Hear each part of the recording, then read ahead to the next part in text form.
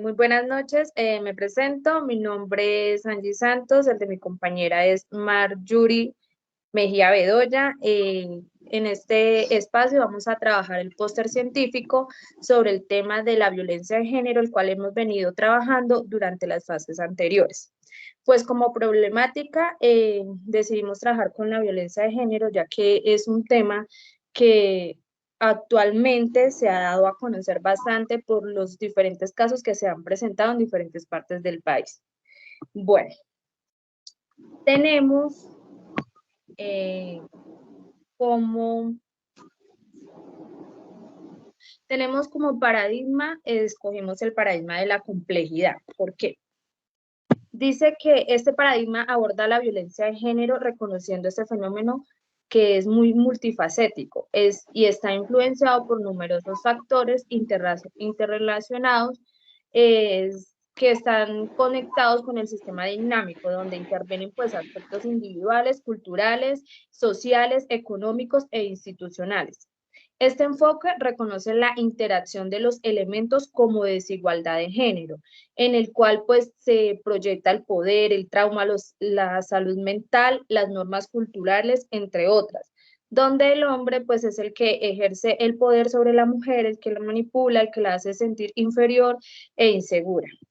Bueno, la teoría de la complejidad pues aborda aspectos muy importantes de la violencia en diferentes perspectivas, como las intervenciones a nivel individual, comunitario y estructural, ofreciendo un marco para comprender y abordar la violencia de género, reconociendo su naturaleza e interconectando multifases. Bueno, también tenemos la definición del problema, que es pues la violencia que se genera contra la mujer en base al hombre, ya que el hombre, pues como lo mencionaba anteriormente, pues ejerce el poder, ejerce la manipulación, ejerce el temor en las mujeres.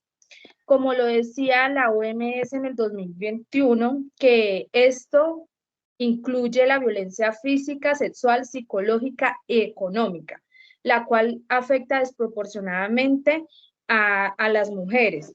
También se menciona que García Moreno, 2013, expresaba que este género o esta problemática de la violencia de género va desde niña hasta el adulto mayor, o sea, en base a las mujeres. O sea, no tiene edades, no tiene etnias, no tienes niveles de educación, pues para que se dé esta problemática. También tenemos referentes teóricos.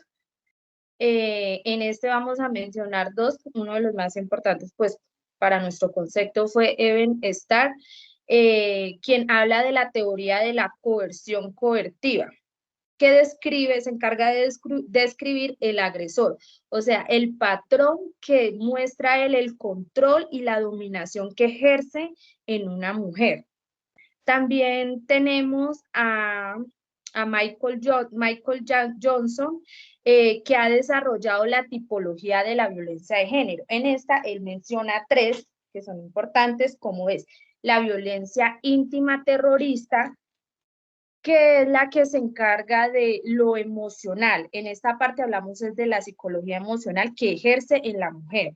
En la violencia situacional de pareja, estamos hablando de la conducta violenta que se basa en las situaciones críticas de las parejas. Esto se da en las parejas o en lo sentimental, o sea, cuando se erradica una pelea.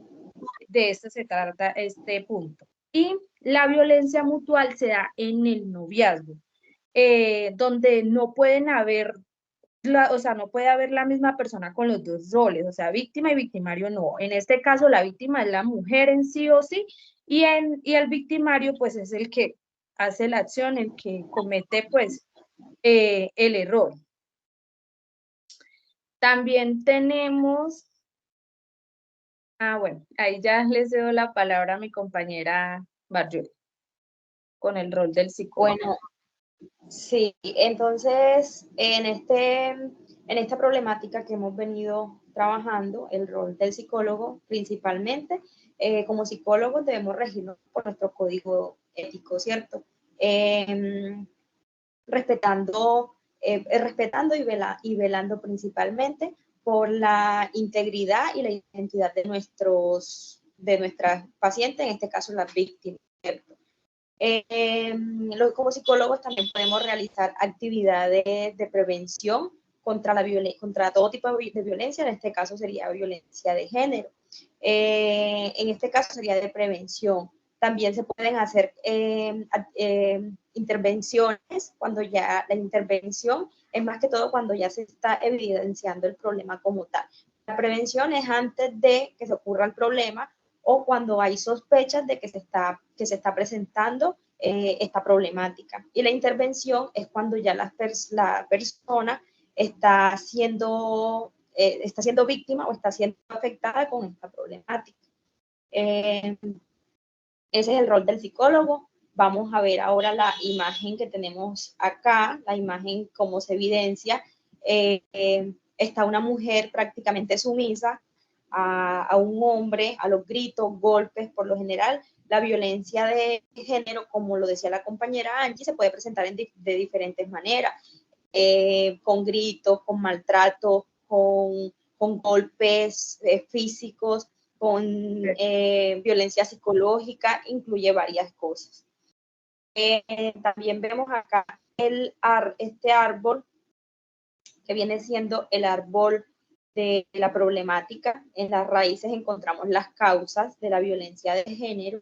Bueno, como en el encontramos problemática, que vendría siendo la violencia de género. En las raíces encontramos las causas que vendrían siendo incapacidad de resolver problemas o de resolver situaciones, la baja autoestima, encontramos los antecedentes de violencia en un entorno familiar, cuando una persona ha sufrido de cualquier otro tipo de violencia en la niñez, o ha evidenciado que los padres sufrieron de algún tipo de violencia, las dificultades para mantener vínculos sea afectivos, no necesariamente tienen que ser amorosos. Y en la parte de las ramificaciones encontramos las que son las consecuencias, y en las consecuencias encontramos la ansiedad, el aislamiento y la depresión, los trastornos del sueño, ideas y pensamientos suicidas, encontramos problemas psicológicos y emocionales, que eso ya los abarcaría a todos. Aquí en las consecuencias es más que todo cuando ya las personas han venido sufriendo de este tipo de violencia, de esta problemática. En casos extremos se llegan hasta la muerte, sea porque la persona toma la decisión y llega al caso de suicidio, o muchas veces porque la violencia llega a tal punto que le ocasiona la muerte. Pues su victimario le ocasiona la muerte a la víctima. Listo, ese es nuestro póster científico. Encontramos las alternativas de solución. Consideramos colocar programas de apoyo y asesoramiento para víctimas potenciales y agresores.